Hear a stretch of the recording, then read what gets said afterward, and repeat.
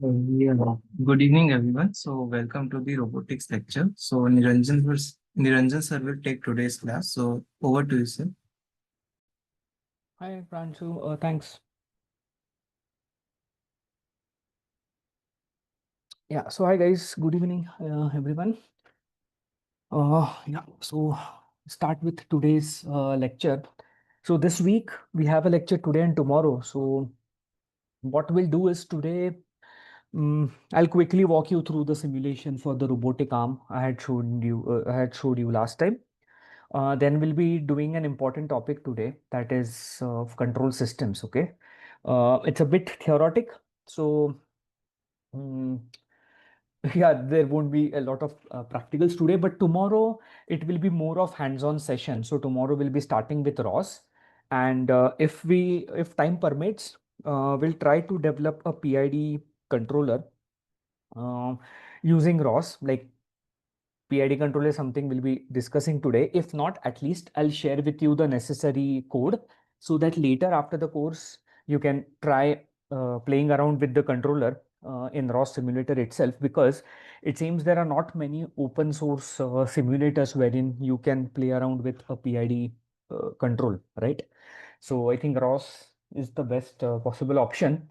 Um, and I think from tomorrow onwards, once we get into ROS, the idea will be that whatever remaining topics we have, it's SLAM, perception or vision for robots, path planning. So we'll try to try like have theory, of course, but try to see its implementations and how to work around with these topics in ROS, right? So that's the idea. Okay. So I think let's get started then. I'll just share my screen. Mm,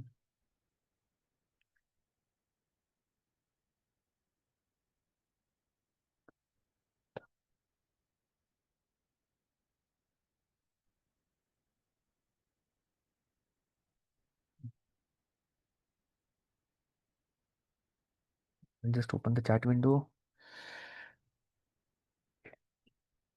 Yeah. So yeah, this was the simulator, right? Last time we were looking at. Okay. So we created a simulation environment where we had a conveyor belt. We placed a small box over it. Then we placed a robot arm, right? Um, we wrote a controller for this particular conveyor belt to define or decide how it should behave, right?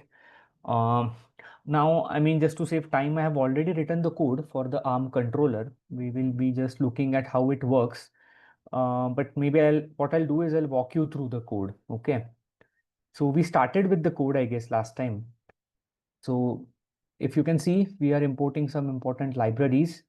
There is a module in this particular simulator called as robot, which has all the functionalities basically. So you create an instance of that. Like for the conveyor belt as well, we created an instance of this particular class, right? Because this class has all the necessary functionalities to make any system. I mean, the conveyor is, you can think of it like a robot, right? It's a device which is doing something automatically, right? So for the manipulator, we are creating a different object here. We are getting the time step of the simulator. We'll keep it to default. Then you see some line of code here. So last time we discussed that, see, this is a simulator, right? For the visual purpose, you have such robots, like fancy looking robots, right? But underneath, for any simulator, it needs to understand the configuration of a robot, right? How many joint it has, how the links are connected to the joints and things like that. So that's usually written in a file format called as URDF. Even in ROS also, basically you will create your own robot using this URDF file, right? So if you want to make your own robot, um, you build a URDF file with which you can create any robot you want.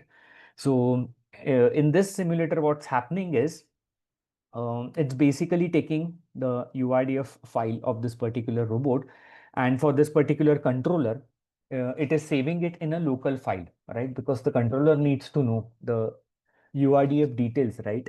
of this particular robot. So that's being stored in a local file. Okay. From that, there is last time we discussed about inverse kinematic solver in Python. Uh, okay, I'll show you its website once, but okay. So we'll be using a library for inverse kinematics. It's written in Python. So they now have a class which is called as chain, basically to which if you pass the URDF file, it can generate the ARM chain, right? It will generate a variable which stores the particular configuration ARM chain of this particular robot. Um, Important to note here is you have a provision to decide which joints you want to make active and which joints you want to keep passive, right? For the controller to be like to use or to generate inverse kinematic solution, right? So the one thing is this library, particular library, it considers the base as one of the joints, right? However, for this particular robot, the base is stationary. That's why for that particular joint, we make it false. So we don't want to make it active. Okay. It will be not active. Then there are six joints to the arm. And at the end, actually, it has two joints for its gripper. But as I told you that in inverse kinematics, usually gripper's degree of freedom are not taken into account. A gripper or the end effector, it's considered to be a different part of a robot arm. So usually that's not taken into account. Okay, so that's what all we do. Um, I mean, from the URDF file, we are just rewriting the joint names in a variable here. Okay. And we are creating, let's say, one more list wherein we define the initial position of all the joints. It could be anything. Let's say we keep it simple. We started with zero values, right? We also set some velocity. We could have different velocities for different joints. Here we have used one single um, velocity, right? And we are now creating an empty list. You will know why. Okay. So now the idea is you're initializing all the joints in at the first place when the controller runs, right? So for that, what do you do is you have created this object of manipulator and you just enter the joint name. So it will give you that instance of that particular joint, right? Once you have that, there is a method for each joint, which is called as set position, with which you can set the initial position to whatever value you want. We have set initial positions for all the joints in this array. So it will do that. It will also set the velocity values. Okay. And basically, it will just append all the joints in this local variable. It's a list. So it will be appending all of this. Okay. That's what's happening here. Now, the logic what we did was we moved this box from here to here, and the idea is we want to pick the box, right? In real environment, there will be usually a camera which can detect the position of the box, and then using transformations, you can basically find the position of the box with respect to the end effector, like where the end effector needs to go. For now, I mean, I have just manually calculated the values, right? So this is the X direction, okay? Oh, just a sec. Yeah. So it's on the same line, right? For X direction. That's why the X will be 0. For Y, the box is in front of the robot. That's why this coordinate, right? It's basically from these calculations, I'm adding up the values. Okay. Oh, just let me check if it's the correct value. Ah, okay. ठीक है. Hmm. Ah, okay. Yeah.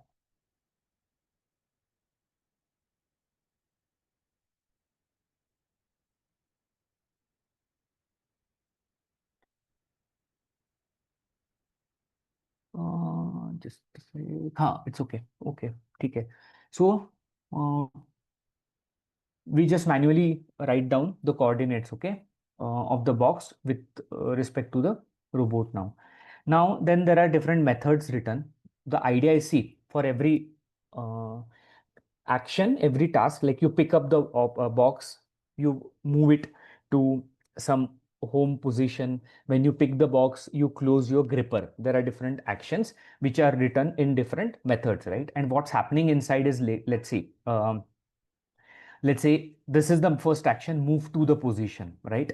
You will give it the target XYZ, and also you will decide how much gap you need to have in the gripper, okay, that you decide. So basically the XYZ you just pass to this IK solver, okay. Once you pass it, it will give you the solution, right? The solution will be the corresponding joint values we need to have for these for this particular end effector positions, right? And you will be just placing sorry, that's for all the joints, but the last joints, seventh and eighth in an array, sixth and seventh, right? um, those are belonging to the gripper. So here we just put the value which will move the joints, like open the gripper basically. For this particular example, now I have also made this joint to be 0, because after playing around I saw that if this joint has some value, it is not able to properly reach to the object in a position where it can grasp. Like, this is a manual hack.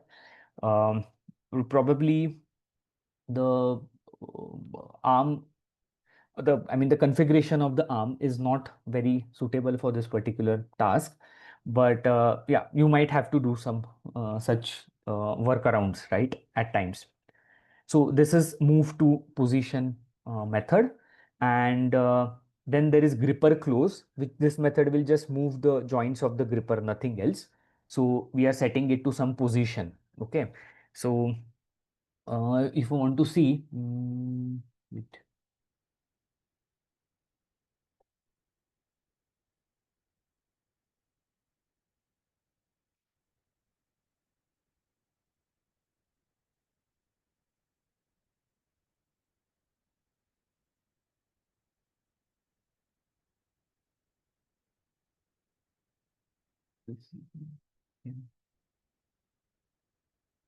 Okay, basically, if you look into this, there is one of the tab where you can find this joint value. It tells you, um,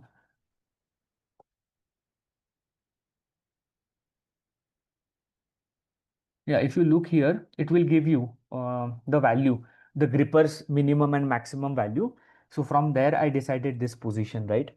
Minimum will be the open, maximum will be, minimum will be closed, maximum will be open.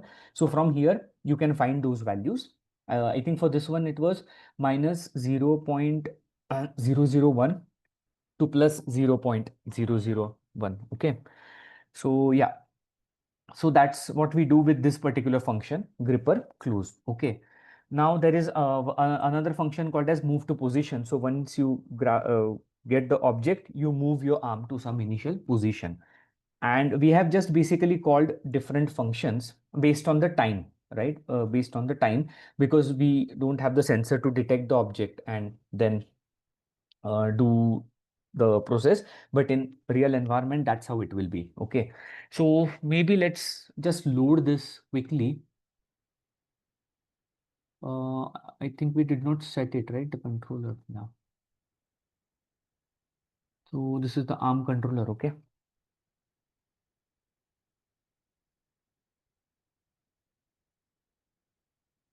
So if I just reset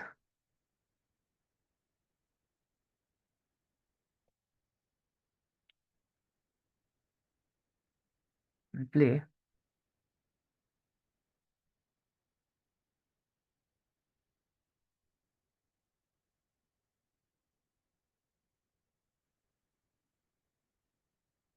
Hmm,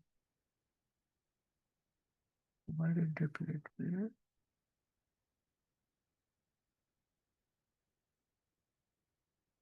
Okay, yeah, it's moving.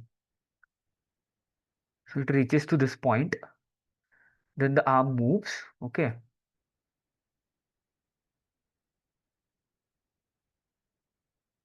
Still, I mean, the gripping is not like cool, well, like great, but yeah, maybe some more tweaking. Okay, so it's still not able to hold it with these closing values, but it's okay.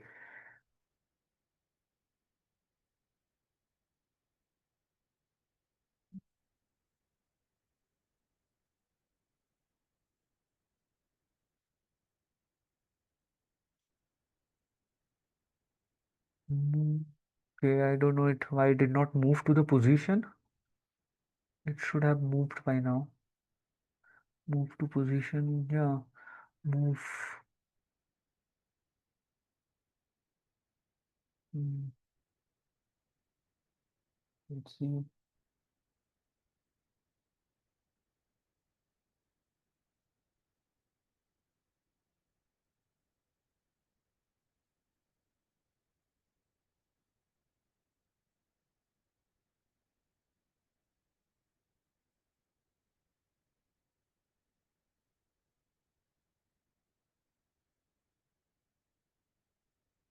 Ah, it is greater than here, no?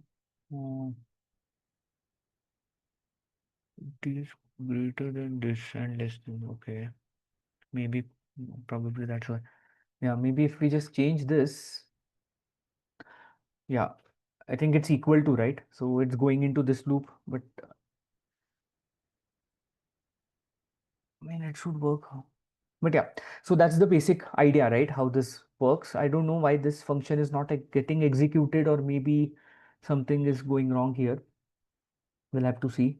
But yeah, that's the idea, right? That's how this inverse kinematic thing work, that you give it some position, like coordinates, and it will generate the solution. And usually to run the complete process, like to get done with the complete task, basically you divide it into several steps, right? Or several subtasks, like grasping the object, then moving it up, taking it.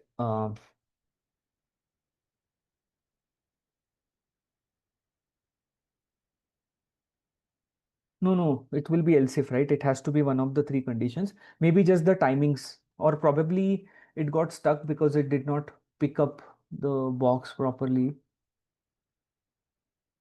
No, it seems okay. Okay, maybe let's just try it with this once.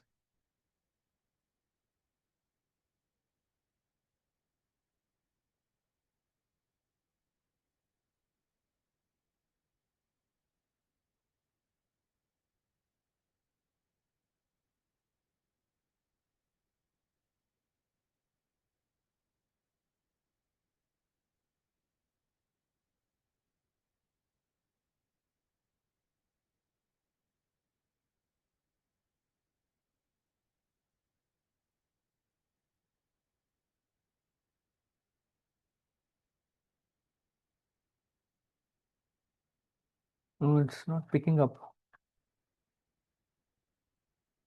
Or probably this could be, just a second, this itself could be the move position, huh? Target X 0.035. X is 0, so okay, this is okay. This is Y. Let's try to make Z mm, 0.1. Okay. Let's try to change this. Maybe that's the home position.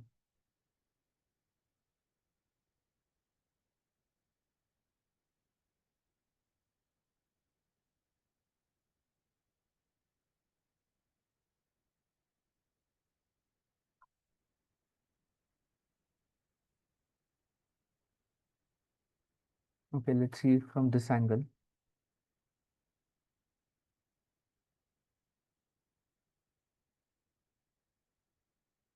Ah, okay. Yeah, it's moving to the home position. Okay. It was, I think the value was too small to be distinguished. Okay. So somebody says, why are we using time, not coordinates? Again, I told you, see, this time logic, it's used because we don't have sensors in place. Ideally, it won't be time based, right? So here, there will be a condition where you see if the object is detected. There could be simple IR sensor, uh, like when you have an object, there will be a transmitter receiver. The transmitter might not receive the IR rays, with which it can say that there is an object. Okay, so once this condition hits that there is an object, only then you will run this pick up the box, right? Once you have picked up the box, so there will be sensors in the gripper as well, right, which can detect if it has grasped something. So when the gripper has detected something, it will have sensor which will tell the robot that I have grasped the object. So this condition will get triggered, wherein you say gripper close, right? Um, so after that, again, maybe you could have sensors like pressure sensors, which can detect that I have closed it, I have held it very tight, the object. So once you know that, then you will trigger the next condition, that is move to position. But again, it requires the complete system, right? Sensors. So that's why here it's time based. Ideally, it will be a complete system, sensor based system, right? So let's add, no man, I mean, it will take a very long time. So this is something probably you guys could do, that you can take this as the reference example and you could play around with it, like adding sensors, making the code more complex. So yeah, that is something maybe you could play around with later. Okay. So the idea, I think you get it, right? You usually use this library, IK solver library, to get the joint values. Okay. So yeah,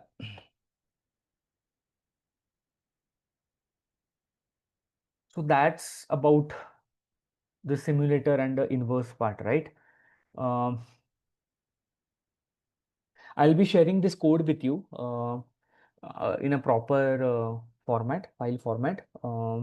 And so you can reuse the code for the controllers of the conveyor and this particular manipulator. And as one of you suggested, to add the simulator to the system and make it a complete system that you can play around with. Okay. So maybe that could be your assignment. So now today, mm, okay, I think we'll take a break after some time. We can start off with the next session. Okay.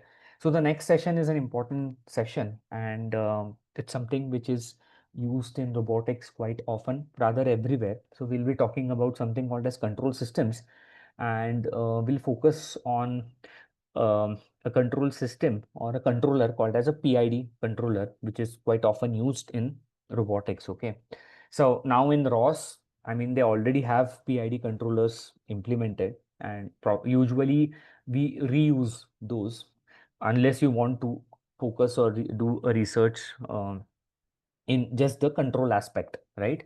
But if not, then usually you can use the existing controllers. Of course, for real systems, you will have to rewrite those controllers on your real robot. Okay. So yeah, quite a few things to cover, but we'll try to keep it as simple as possible just to give you an overview of this. So I'm not sure if anybody is already from the control systems background, but assuming you are not. So uh, first, let's see, like let's look at what a system is, right? Before getting into control system, right? So system is nothing but a collection of things, right? That can be put together with the intention to perform certain specific tasks, right? So when we basically excite a system with an input, right, we will get some response. For example, if somebody is from electronics background, you must have seen a resistor, a capacitor. People from non-technical background, let's say an air conditioner or even your automobile. These are all example of systems, right, made up of different components. Okay. So what is basically a control system, right? When we talk about control system, it's basically a mechanism built to manage, command, direct, and regulate the behavior of other devices or systems. So the idea here is it will help you achieve some desired output by automatically adjusting the input based on the condition, system's condition. And control systems are used in automobile controllers are used to automate tasks, also like to automate automobile industries, like, and many other industries. And the idea is to improve the accuracy and stability and reduce human effort here, right? So at its core, a control system ensures that the whole system as such, it behaves in a predictable and desired manner. Okay. So let's say we want to control, so we have a system, okay, that needs to be controller, that needs to be controlled. Okay. Let's say it's the cooling unit of an air conditioner. So an air conditioner is a system And within that, we will have a controller or a control system, which will be the cooling unit of that particular conditioner, right? So the idea is we'll employ a separate device or separate component called as the controller, which will basically provide, as seen in the figure, some control input to the plant or to the system. In this case, the system is the cooling unit, right? And the idea will be basically you want to turn off or turn on the compressor, or you want to adjust the fan speed, right? The idea is, you get the idea, right? So you're basically wanting, like in the figure, if you see, the desired response is the desired temperature you want. You feed it to the controller, based on your desired temperature requirement. It will pass a control command to the system. The control could be turning the compressor on or changing the speed of the fan based on the desired response given from the user. And the plant and the system is the thing which is to be controlled, and it will generate an output, right? So that's a control system, to just to summarize. Okay. Now there are several many applications of control systems. Are control systems analogous to AI agents? AI agents probably. It could be, you could call it AI agent, um, but actually there is not a lot of intelligence in that sense. But of course, uh, simple rule-based systems are also called AI agents nowadays. But there is not much intelligence here, right? So it is doing whatever you ask it to do, right?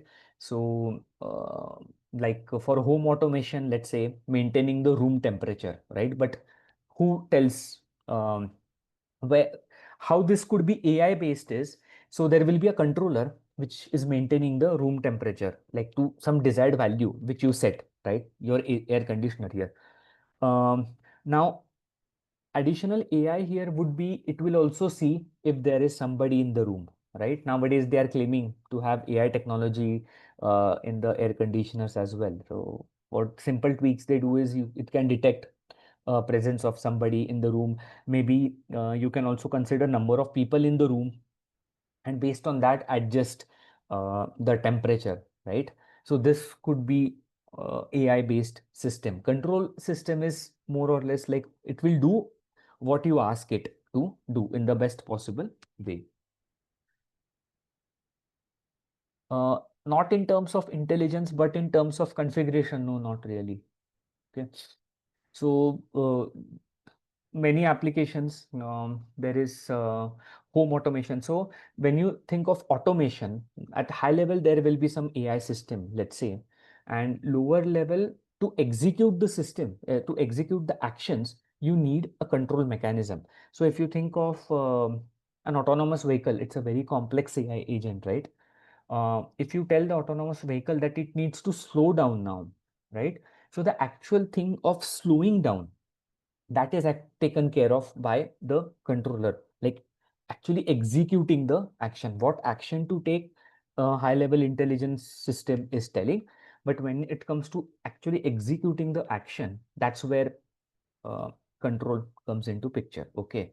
Or you could say automatic washing system. Now let's say we are talking about robotics. Okay. Just now we saw that with inverse kinematic solver, um, you set some desired joint positions for every joint, right? So that's your AI agent, the IK solver. It told you that you need to have some values for each joint, right? Now there will be a control system which will actually do the arm positioning, right? Because it's a real world. Um, you might give appropriate signals to the controller, but based on maybe, let's say, what item it is holding, the weight has increased, so probably it might need more current to get to a particular position, right? So there this control system comes into picture. So if you want to move the joint to a particular value, the decision is given by somebody, but how to actually do that, that's taken care of by a control system, right? Or even balancing robots or drones, right? Let's say for a drone, uh, the situation is more complex. There is a lot of dynamics involved, right? You want the drone to, let's say, hover at some uh, height. Hover is like stay stationary, go up and then stay stationary. Again, it will depend on several external factors and disturbances, right? Depends on the weather today, the wind, the direction of wind. The idea is you want to keep it stable or you want to move it in some straight direction. Let's say the wind would be in the opposite direction or in a or from the sideways, right? So even if you tell that go straight, it would eventually not end up going straight due to environmental disturbances. So that's where the control system comes into picture. So as we go ahead, you will understand how this happens. Uh, yeah, industrial systems, assembly lines. Um, if you have seen or if you're aware of huge reactors, so there are pressure and flow regulatory systems, which are basically control systems.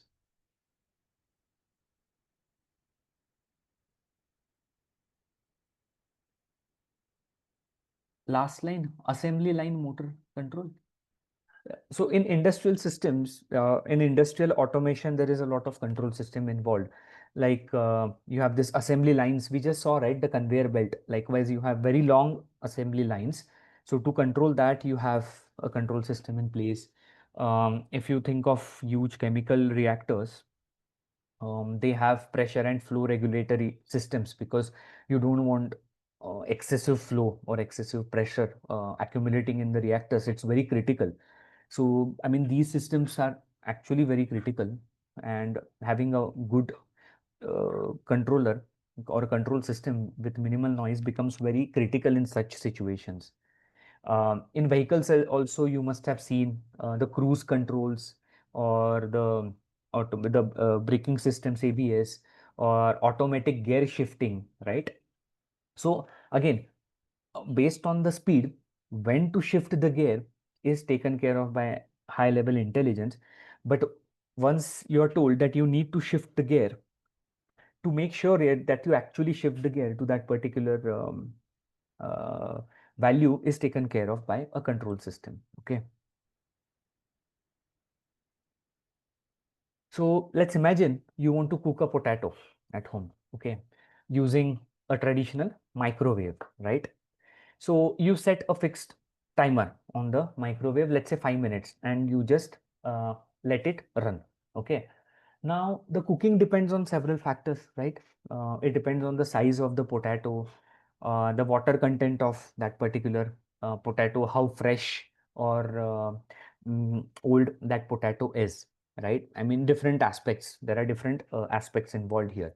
So what's the outcome here? So it will be sometimes cooked, sometimes undercooked, right? The potato depends. If you always set the timer to 5 for any potato, right? But what if the potato is not properly cooked yet, right? So there is one solution here. What if we put a sensor here, okay, into the system, which can detect whether the potato is cooked or not cooked? Okay, let's assume there is such a sensor, a cookometer, which can detect if the potato is cooked or not. Okay, so basically, this particular sensor will monitor the doneness of the particular food item. Okay, so the idea is you keep the microwave on until the sensor says you are done, meaning that until the potato is fully cooked, right? So this with this what happens is it will make the system more responsive and more adaptive, right? So basically, uh, what we just discussed constitute two types of control systems, right?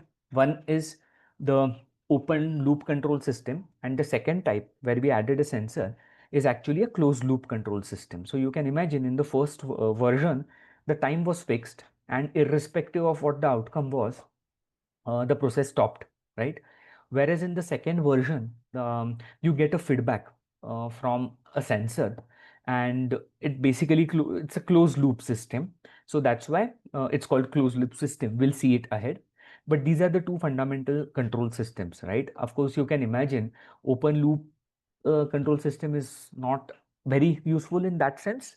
But yeah, these are the two types, right? Let's try to now understand a bit more about these two. So see, this is how the open loop control system looks like. Okay, you have a controller, you pass a reference input to it, right? The reference input was, let's say, your timer. There will be some disturbances in the real world, and that you go to the plant. Plant is the whole system, or usually it's called plant because control system is a very old concept, and it has been traditionally used for huge plants, right, which were to be automated. You have water treatment plants, chemical plants, gas plants. So there is a whole new like whole field called as instrumentation in engineering, wherein these people focus on automating such plants or processes, right? So that's why, uh, I mean, traditionally it's called a plant, but it could be a plant, a system as well. So plant might be confusing. Plant is like a factory. So they used to call it plant, right? The old chemical plants and things like that. So that's why it's often still used the same word, the convention, right? So, yeah, so the open loop system would solely act based on the input commands you give, right? It does not have any functionality to monitor or react to the actual output or actual changing output or the actual things happening um, in the surrounding or happening within the system. So there is no feedback, and the system would basically assume that the desired outcome has occurred. Okay. It's a very simple system. It's cost effective as well, right? But it's not adaptive. Okay. So let's see some of the examples. I mean, we encounter some of these systems in our day-to-day life as well, right? So some of the examples of open loop system would be, can you think of it? A traffic light signal, a traffic light system itself, right? With fixed timings. Nowadays, again, they are getting intelligent, right? Based on the traffic, they are adapting their timings. But traditionally, the traffic systems we have in place, they are fixed time based, right? So it will be green or red for a fixed time without checking how the traffic is flowing. If people are stopping, not stopping, it doesn't matter. So it's just a open loop system. It's working by itself, assuming that the results are achieved, right? So maybe washing machine as well, which could, like old washing machines, if you remember, which run on preset cycle. Again, everywhere nowadays there is some form of AI, what like what they call, and adding some intelligence in that sense. Um, for example, if you think of a toaster, I think, yeah, nobody has thought of using AI into toaster yet. Toasters are still classical. So basically, it runs for a fixed predefined amount of time based on the temperature levels you set, and then it will just stop, right? So, or there are, I don't know if you have seen, there are garden sprinklers, water sprinkling systems, right? They also have scheduled timings, and a simple old microwave, let's say, without a sensor, in like in our potato example. Okay, so that's the open loop system, right?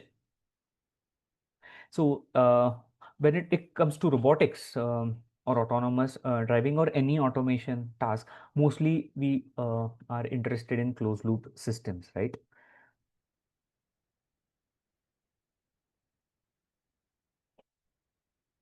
So a closed loop system uses something called as feedback to adjust its behavior. It compares the actual output to the desired value and corrects any error. More accurate and reliable, especially in dynamic environments. And it is the core of modern automation and robotics. Okay, so let's look at the just the block diagram. You have a reference input signal. Okay, um, what could be the reference input signal? Let's say for your air conditioner, your input is the desired temperature. Okay, that goes to the controller. Okay, there might probably be some disturbance, maybe the weather condition. By default, the weather is low, high. I mean, not necessary. You always have disturbances from the environment, but okay, let's say there is some. Based on that, the controller will give a control signal to the plant. For an air conditioner, what that control signal will be, let's say, adjusting the fan's speed. Okay, what will be the output of that change in room's temperature? Okay, which will be sensed by a sensor. So that's the output here. Now, whatever the output is, that is, you set the desired room temperature, it does some action. And I mean, gradually, if you also have seen, gradually the temperature reduces, right? So it will give you some output by adjusting the fan speed. This output goes as a feedback here. And in this summation sign, basically, you find the difference between the reference you gave and the current value, and that becomes your error signal. So suppose you want the temperature to be 20 degrees Celsius. Currently, the temperature was 26. Uh, After a few iterations, it came down up to 24 degrees Celsius, but still there is an error, there is a difference. So the difference is of 4. So based on that error, now again, the controller will design or decide the appropriate signal, like the appropriate speed the fan should be switched to, so that again it can adapt. So very intuitive, right? A very intuitive system. You just do it by trial and error, more or less. Okay, so that's the closed loop system. Okay, so to talk about a few examples, as we discussed, air conditioners, they use a thermostat. It's a sensor to measure the temperature. uh, then if you have seen the cruise control in a car, which can adjust the speed um, automatically, right? So that's again example of a closed loop system. You might have automatic room lighting system, uh, which can adjust its light based on the ambient light, right? um, then there is something called as balancing Segway. I don't know if you have seen, there is something called as a Segway robot, which is basically just a two-wheeled robot, and people have been using it nowadays as a toy or even for commuting, right? So in Europe, you might see such robots. So you just stand there, it will balance all by itself, and it will move you uh, with some speed, right? Then there is a standard like problem called as inverted pendulum. You know what a pendulum is, right? So you invert it basically, and the idea is it should not fall, it should stay stable. So if it's falling on this side, you move it this side. So if it's falling on this side, you move it this side. So you adjust the uh, direction and speed of the motor so as to make sure that the pendulum stays steady in inverted position. Okay, so that's an example. Um, Robot arm, of course, adjusting its joint angles based on the sensor feedback. So we discussed in the beginning about a sensor called as an encoder, right? Which is basically inserted inside the joints. So idea is same, that it will detect the motion and the movement of the arm. And based on that, you can know if it has reached the desired position. So it becomes a control system, right? You know the desired position. So that's the input. It goes to the controller, right? And then there is also feedback coming from the environment, like from the robot in this sense, like in this example, which tells the current joint position, right? So the controller will identify the error, and based on that, it will adjust the uh, appropriate signal to the motor, so that it tries to go to the desired position, right? So that's a complete closed loop system. So yeah, we have been talking about feedback quite a lot. I think from the diagram it's clear, but still, it's the core element. Basically, feedback is the core component which would distinguish between a closed loop system and an open loop system. So as you saw in the images, it involves sending a portion of the output back to the input, right, using sensors. Okay, and it enables, because of this feedback system, it is possible to have correction, right, based on the system's performance. Now there are different types of feedbacks, right? So the feedback could be positive, wherein the output is actually added to the input, right? So it basically amplifies the deviation. It's rarely used in control systems. It's used in something called as oscillators and signal generators. uh, if somebody's from engineering background, you might have seen oscillators and signal generators to generate sinusoidal, tan, cos waves, right, to study control systems. But never mind. And mostly feedback is negative, right? That is, output is subtracted from the input, because the idea is we want to reduce the error over time, right? And stabilize the systems. behavior, right? Most control systems, including the PID controller, which we'll be talking about in a few minutes, it uses negative feedback, right? So yeah, just comparison table between closed loop and open loop system. So no feedback in open loop, feedback in closed loop, accuracy, open loop less accurate, obviously, closed loop more accurate. When it comes to complexity, open loop are simpler to design. Closed loop systems, they are a bit complex. When we talk in terms of cost, it's generally lower for open loop system. Closed loop is higher. You need to have sensors in place. Um, Stable is open loop systems are stable, but they are not adaptable, right? And closed loop system could get unstable if not properly tuned, right?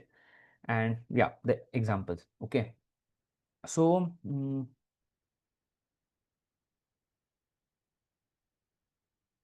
okay, so just to summarize by taking an example of driving a car, right? If you think of driving a car, this is how it would look like, the scenario, right? So the idea is, let's say you want to go from point A to point B, right? In that case, your desired destination or desired reference which will go to the controller, it becomes your point B, right, where you actually want to reach, right? That goes to the controller, in this case your mind or a human controller, which will basically generate the control commands, which is the steering mechanism, let's say, and the throttle values, so to say. um, that will in turn go to the system, which is the vehicle, along with some disturbances, which is the traffic, right? And based on that you will get actual output, right? Now what's the output here? The output will be the actual position of the car, and the goal is you want to reduce the error, right? The difference between your desired position and the current position. So everything you see around you mostly is a control system, a closed loop control system, so to say. Okay. So yeah. So yeah, the plant was the car here, control system was the driver, reference input which comes to the controller was the destination. The control commands generated were steer angle, acceleration, braking, and the output was actual position. Okay. So just to summarize, for this particular topic, we looked at what a control system is. Um, it's a system basically which could adapt or alter the behavior of a plant or the whole system to achieve some desired output, right? An important aspect here is the feedback, which distinguishes a closed loop system from an open loop system. And it basically helps us adjust for disturbances, right? And make the system more adaptable, improve the efficiency. Uh, Another thing to remember is real world systems often rely on negative feedback to minimize their error. Probably after this lecture, you could just try to identify plant, controller, the feedback in your day-to-day life systems, right? Just to see, like, if you look at the system, what could be the plant in the system, what could be the controller doing, and what could be the feedback moving around into the system. Okay, so that's about uh, control systems. Okay, now we are, I think, oh, okay, we have just passed halfway mark. So let's take a short break, and after that we'll be starting with a PID controller, which is a very commonly used controller. It's a type of control system, and it's very commonly used even in industries and also for robotics. So we'll be talking about this controller. So it's 8:19. Um, we have 90-hour session, right? Okay. So just let's take a break of 4 minutes. So we'll be back by 8:23. Okay. Can you provide the PPT? Yeah, sure, sure. I'll share the PPT.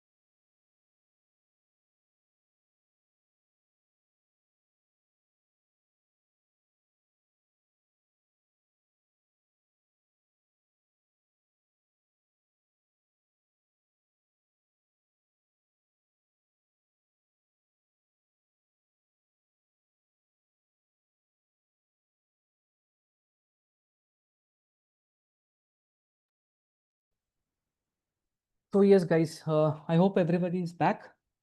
Hmm? Okay, so PID controllers.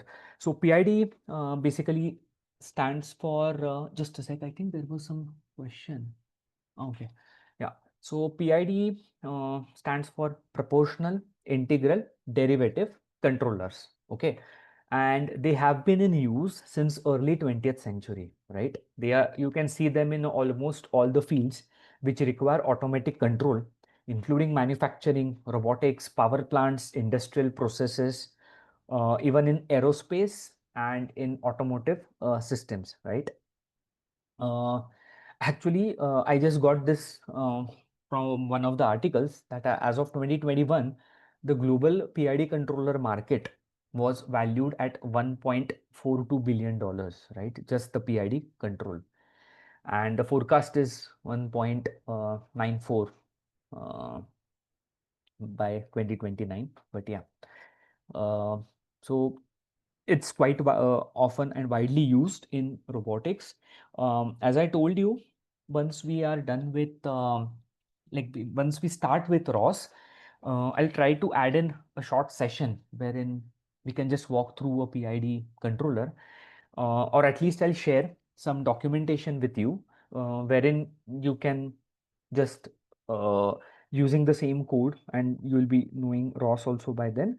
You can try running a simple PID controller or built over that PID controller. Like a PID controller, we could have like a wall following robot, which tries to keep fixed distance from the wall. So this becomes a control system, right? So we could have a PID controller for that.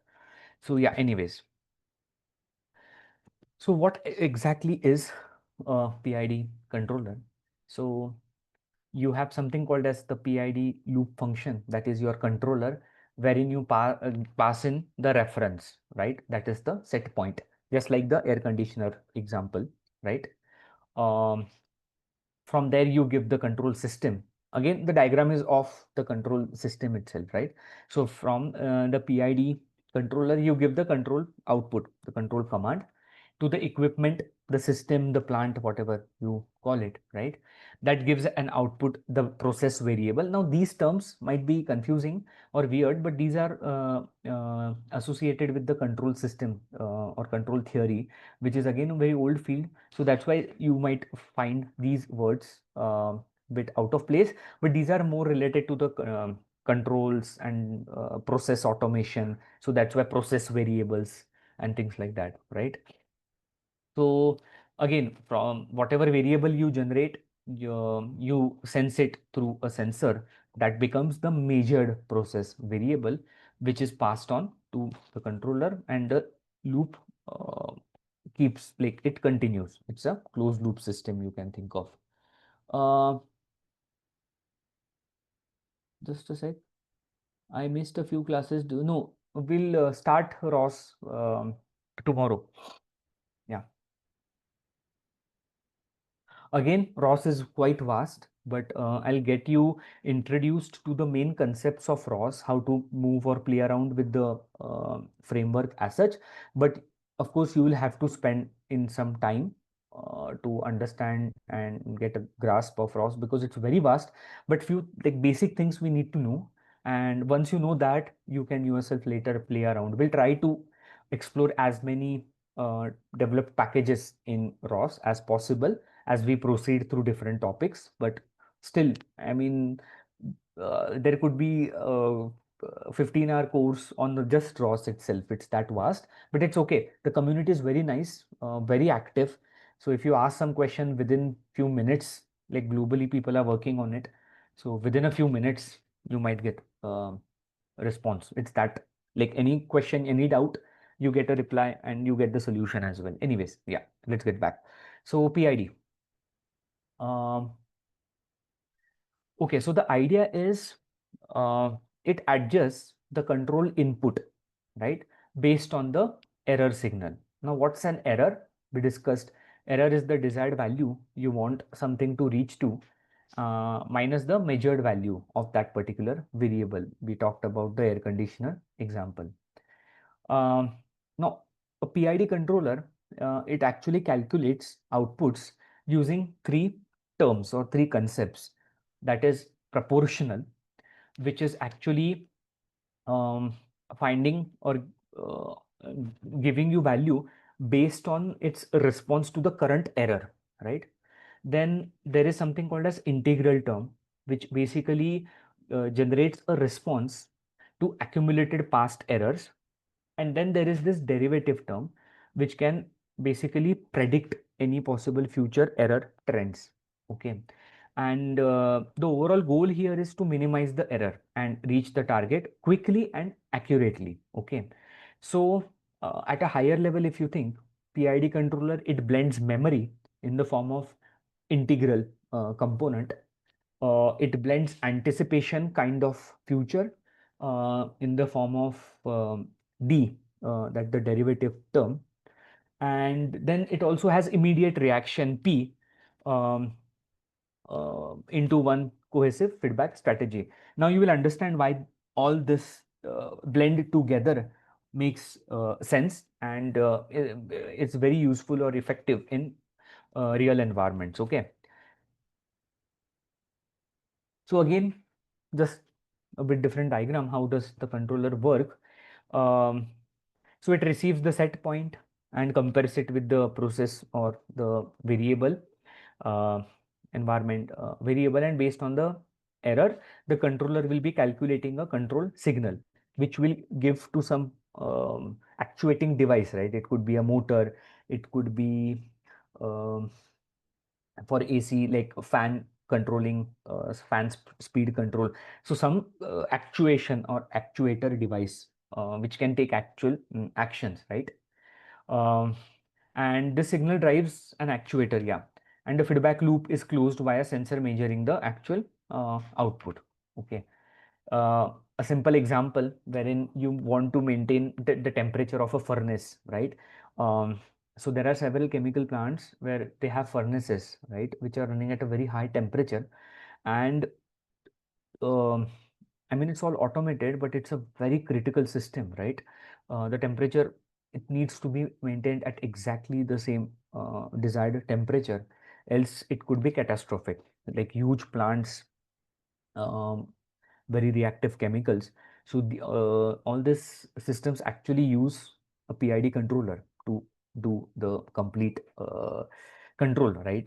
So let's say if you want to keep the furnace at 300 degrees Celsius, um, that will go as an input to the PID controller, which will generate some signal for the heater, right?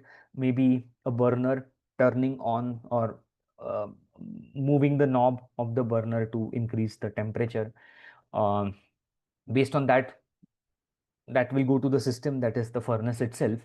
And from the furnace, you get the current uh, temperature, which goes to the PID controller, and it continues.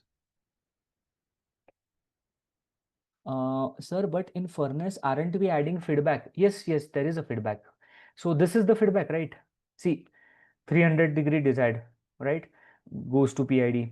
Um, PID also gets from the furnace through the sensor, it gets the current temperature inside the furnace, right? So that's the feedback.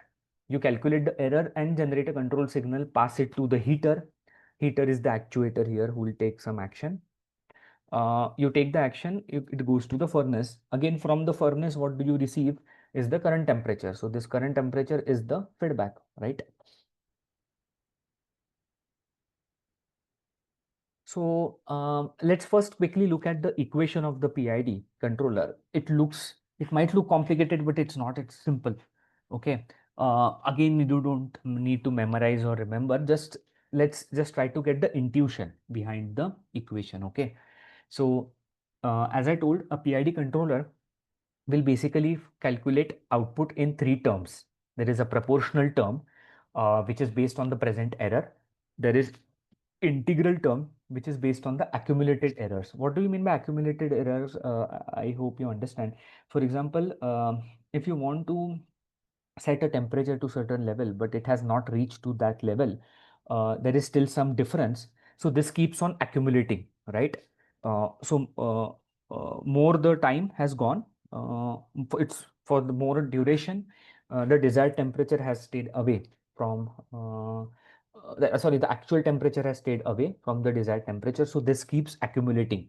So that's why integral, like it's like integration, right? Integration, you add within some area, you're basically adding that particular area of any shape, right? Um, okay, just let's keep math aside. So integral term, what it will do is it will accumulate error over a period of time. Okay. And derivative term is basically, it's based on the prediction of the future error.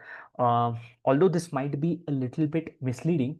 So idea is the derivative term, what it does is it keeps a track of rate of change of error. I hope you understand. A rate of change of error. That is the rate at which the error is changing. So for example, initially the error, let's say between the current temperature and the desired temperature was 50. Then suddenly next time step it is 40, then 30, then 20. Or there could be another situation where it is 50, then suddenly it is 25, then suddenly drop to 0. So the rate of change is varying, like it's high here.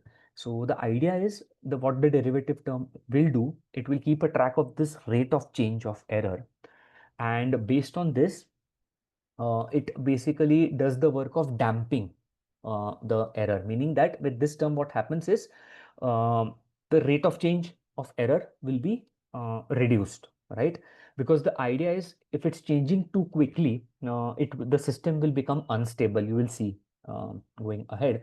So that's the purpose of the derivative term.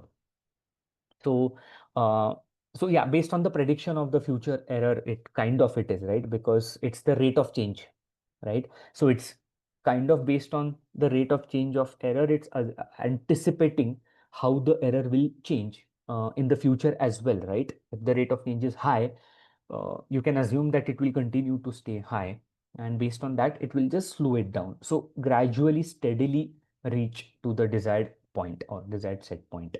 Okay. Rate of change of error damping factor. Yes. So all these three modes combined form the PID controller. Okay. So let's first look at each term one by one, and then we'll combine all those, right? So in the proportional term, the output is directly proportional to the instantaneous error. So P out is uh, a gain. It's something called as gain into error, right? So basically this is a tunable parameter. It's called proportional gain, KP. You have to adjust or tune it, right? This will decide how much uh, weight you give to the current error. So that this is one parameter which you have to tune or adjust, right? But simple, right? It's linearly proportional to the error, a factor of the proportional gain. So that's your proportional term, right? So the gain Kp into E. E is the error, right? At particular time T. Okay. So it responds quickly to the error, but it may result into something called as steady state error. We'll look into it. So for example, more the AC room temperature deviates from the desired value, the stronger will be the cooling output, right? So that's the proportional term. So with just imagine what if you just have these individual aspects. So there are, so PID is a whole controller. There is also a P controller, like variations, PI controller, PD controller, right? So you imagine with this proportional term, only P controller is existing, right? So what happens with P controller? If only P controller is existing, there will be a stronger change uh, in the control signal to reach the desired value if the error is much higher, right? Then there is this integral term, integral like from 0 to t, right? T is the current time step. That's the accumulated error, right? So integrating, you're adding from some time step to the current time step. That's why the integral part. Again, very easy. There will be an integral gain and multiplied by the error, right? The accumulated error, not just the current error, error from some time behind, right? So if the AC is slightly below, let's say, the desired temperature for a very long time, right, it slowly increases the output for to compensate, right? So that's where integral term comes into picture, right? If the error has been persisting for a small error, not very huge error. If the error is persisting for a long, like some period of time, so it keeps getting accumulated, and then this term will become sufficient or substantial enough, um, and then it will give some output I. Okay, so that's the integral term, right? The derivative term is response to rate of change of error. That's why it's called derivative. So you understand this, right? Derivative, rate of change of error, difference in this variable e within some dt, like within some time frame, right? Let's say previous time and current time step. So what's the difference in the error? So that gives you rate of change of error, how the error is changing. That's also important.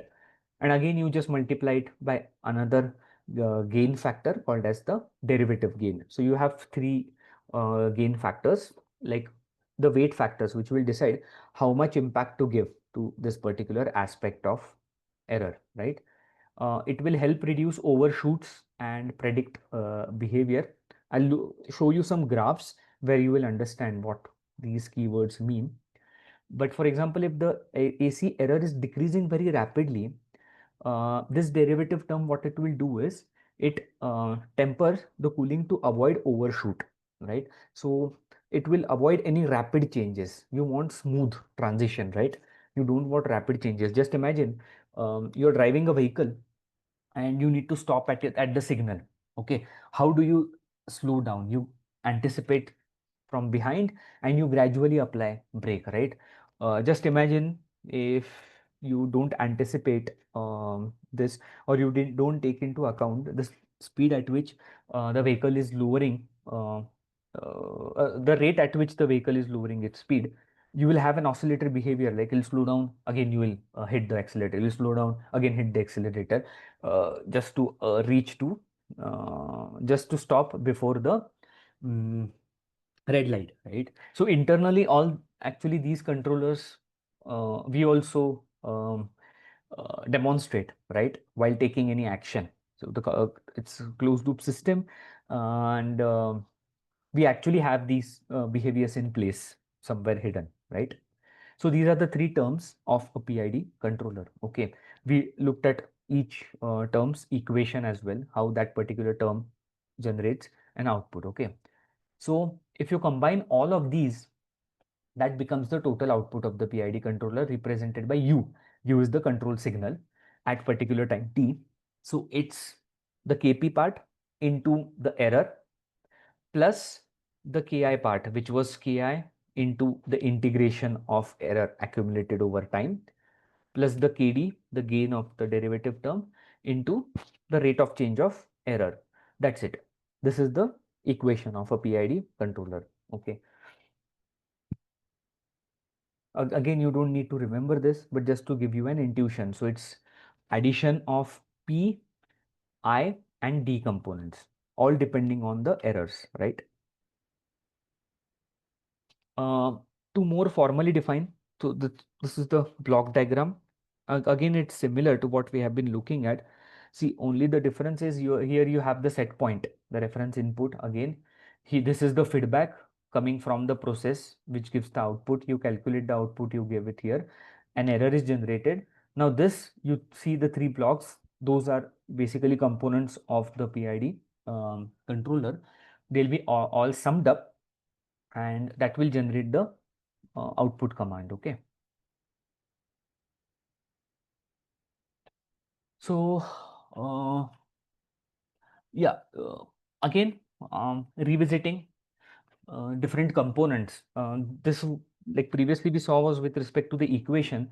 Let's try to more understand intuition behind these what you say, these aspects of a PID controller. Okay, so so each term will contribute differently, right, to how the controller is responding to error, and when combined together, they will balance out speed, they'll help in accuracy, and more importantly, stability in the system. So the idea is, usually you need to have stable systems, because for longevity, like say in your air conditioner, If it's not stable, it's fluctuating, it's very oscillating.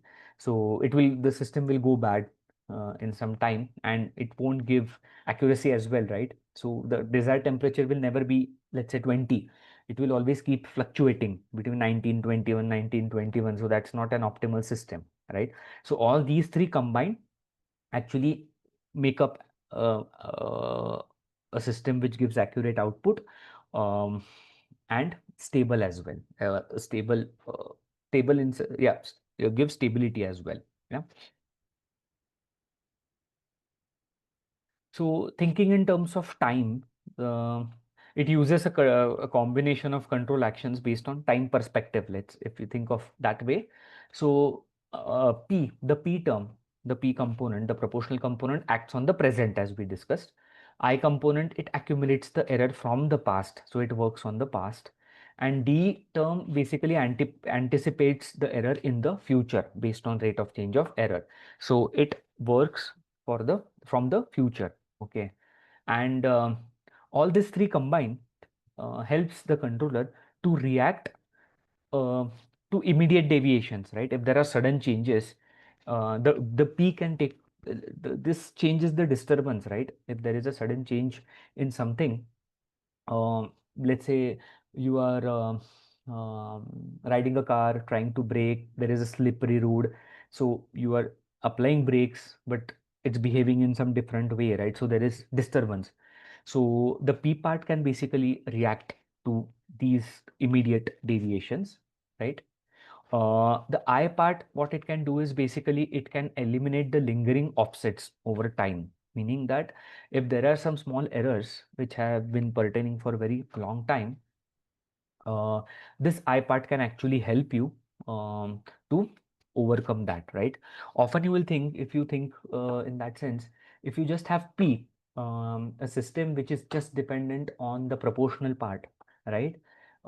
Depending on the gain, the system ideally never reaches to the desired value just with P, right? It will help you go very close to the set point, but at the set point, it keeps fluctuating. It never reaches to the exact value. So if you want a temperature of 20, it will never reach 20 just with P. It will keep fluctuating, let's say between like with a good gain, proportional gain, let's say between 19.5 to 20.5, it keeps fluctuating. So when you have these small errors lingering around, these are taken care of by the item. Okay, because based on this accumulated error, the item will put in some input to the control signal with which you can stably reach to the desired value, right? And then there is D term, which dampens any sudden changes. Or if uh, so, sometimes what happens is, even with the I term, since if the error is very small, it will keep accumulating, right? But now, since the item depends on accumulated error, until it reaches a certain value, it won't react, right? But sometimes what happens is this value becomes too high, and then suddenly the control command would be such that there might be um, very big change in the error, right? So that's what basically uh, D will take care of, and it will dampen it, right? So make it more stable, because you don't want sudden fluctuations as well, right? Let's say the fan speed control, the fan might go bad if you from maximum speed you suddenly drop to minimum speed, then suddenly drop to maximum speed, right? That's not good, right? There has to be a smooth transition, right? So this D factor will help in that stability, right? So yeah, comparing with car driving analogy, P steers based on where the car is currently, right? Uh, what I will do, I term, it corrects for consistent left drift over last few seconds, right? So maybe um, because of, let's say, the road condition, the tire condition, even if you are steering but the vehicle is drifting away, so that will get accumulated in the I through the item and will be corrected off. And what D will do is D will encourage slow steering corrections. um, because if the car is already turning quickly, because that's not the desired behavior, right? Even with driving, you don't want rash or abrupt steering corrections, right? You want it steady. So that's the intuition behind these three components. Okay. Um, okay.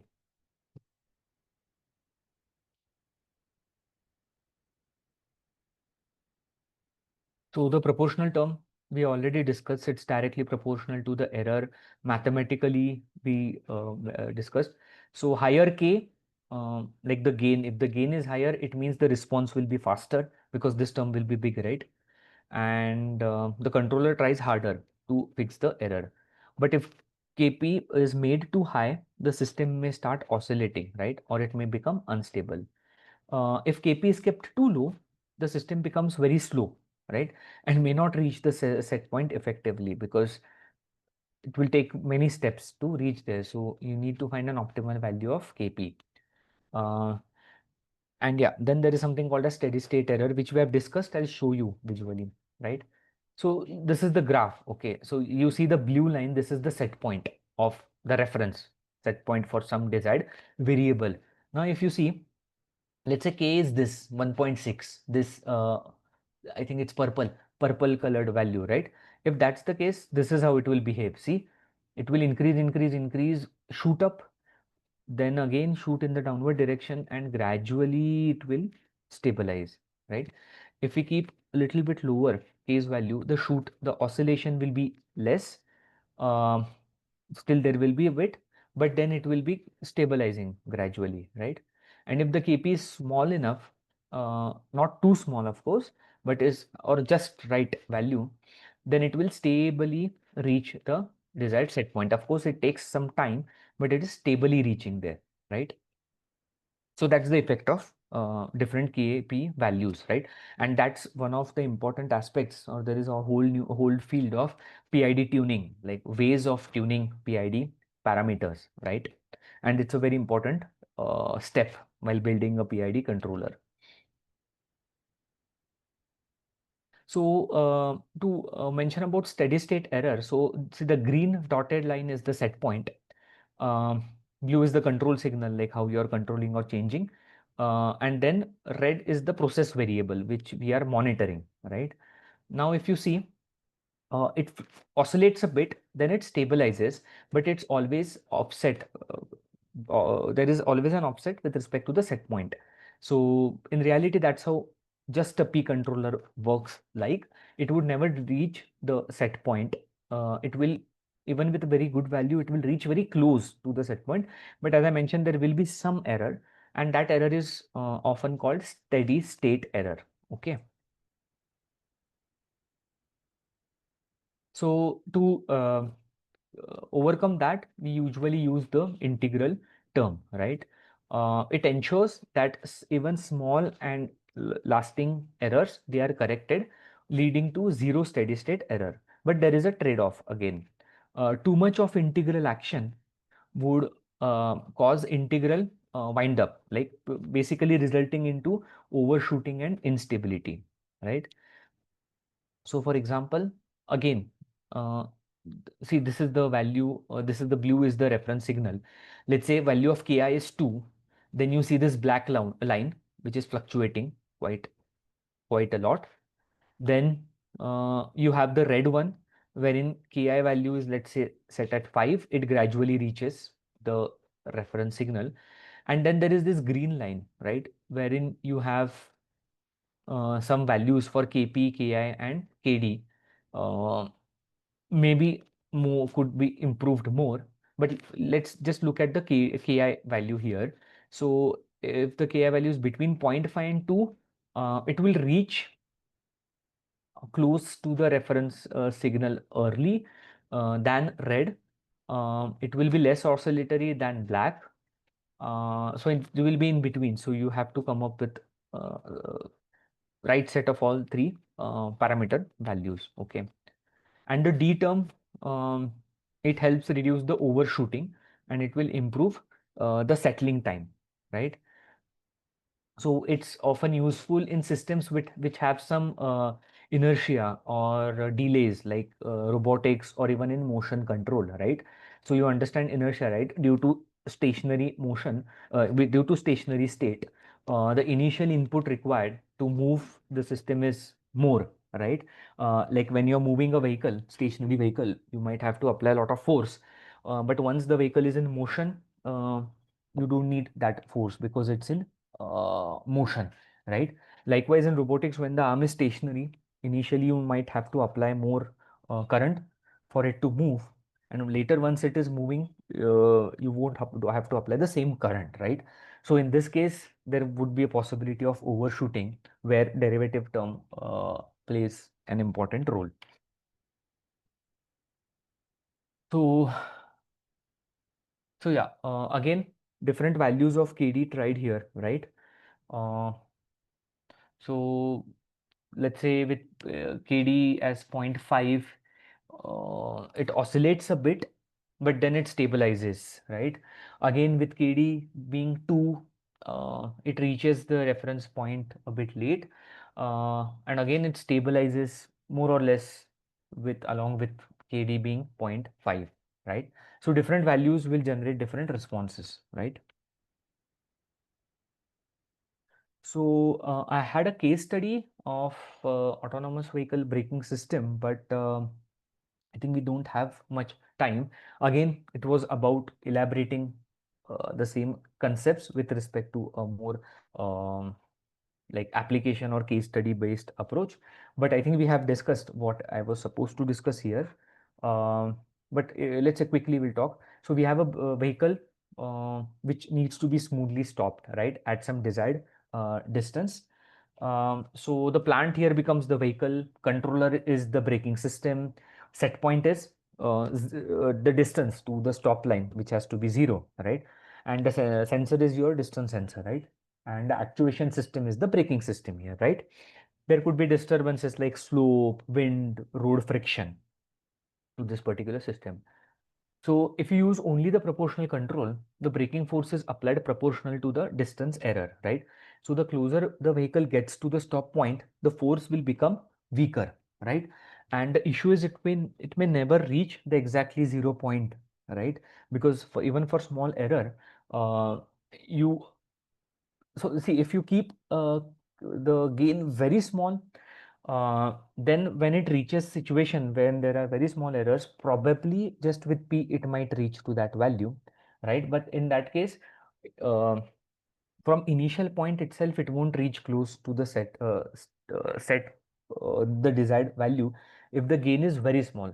And if the gain is very high, then it will just keep toggling around the desired value, right? So only p cannot help you reach exactly the desired value because of this steady state errors, right?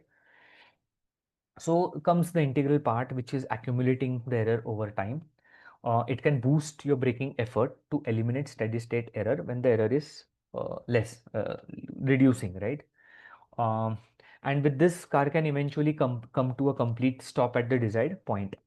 But again, depending on for how long the error is getting accumulated, there might be overshoot situations, like the car just passing the stop point or oscillating, and then you have to you would need to take it back. And that's why you add the derivative term. It can anticipate how fast the error is changing, so it will basically dampen the rate of change of error. So you don't take actions with which there will be sudden changes in the error, but you gradually do that, right? So now there are different PID tuning method. Okay, so PID tuning is the process of finding optimal values for the three gain terms, right? The P, I, and D. Uh, so there are different ways to do that. One is the manual tuning, right? In manual tuning, you can just start with making Ki and Kd 0. Then you increase the proportional gain until the output it starts to oscillate, right? Then you add K manually, I mean, no fixed value, and you keep slowly adding it until you eliminate the steady state error, and then you adjust the K. So just by visualizing the graphs and the output, That's the manual tuning. It's just the trial and error method. Okay.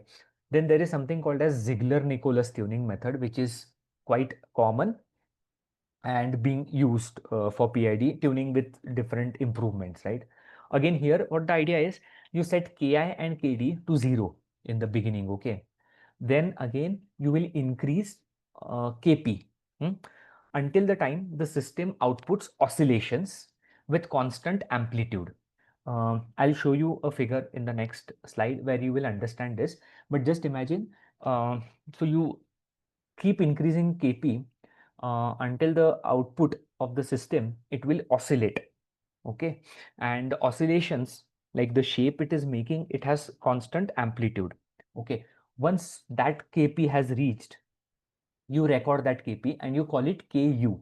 That is the ultimate gain, okay? And you will also record the oscillation period between the oscillations as T of U. And once you have these two values, you use this table. So if you're just using a P controller, your Kp becomes 0.5 of this Ku, right? Likewise, for a PID controller, you found Ku and you found Tu. So the Kp becomes 0.6 of Ku, Ki becomes 2 Kp upon Tu, and Kd becomes Kp Tu by 8. So these are the numbers they found through experimentation. There is a research paper as well on Ziegler-Nicholas tuning method where you can find how did they come up. Oh, you have class at 9. Oh, okay, guys. Okay, see, this is, see, basically what you do is in this system, just less than a minute I'll take. This is the set point, right? You will gradually or like just change the set point for now. Based on that, the system will start to oscillate, right? Now, you are just changing the proportional gain. Now you change it such that the oscillations are constant and stable, right? So let's say for Ku equal to 3, I mean the oscillation are not symmetric, right? Not stable. If you increase Ku, again the oscillations are increasing little bit. Then you found a value of Kp, this is basically Kp, huh? Wherein you got, see this, the third part, stable oscillations, right? So this is where you decide that this is my Ku. So Ku is nothing but Kp's value wherein you have this stable symmetric oscillations that you call as Ku. Okay, Ku, yeah. And then uh, you see this cycles, right? These waves. So you're finding the amplitude between these two waves, like center of two waves, the time distance between this is the time. So that will give you the Pu parameter. And once you have that, so the Tu parameter, and once you have these two, you can use the table to find the other values. Okay. So, okay, guys. I think tomorrow let's take 5 minutes and do a quick recap because somebody said that they have class at 9. Okay. So I think, yeah, we can just stop now. You might have other class as well, right? So Pranshu, I'm done. Yeah. Thank you, guys. Thanks. And sorry for the delay. I didn't know you had, uh, yeah, you have a class at 9. Yeah. Yeah, thank you, sir, for the class. So, guys, I have released the feedback poll, so please fill the form.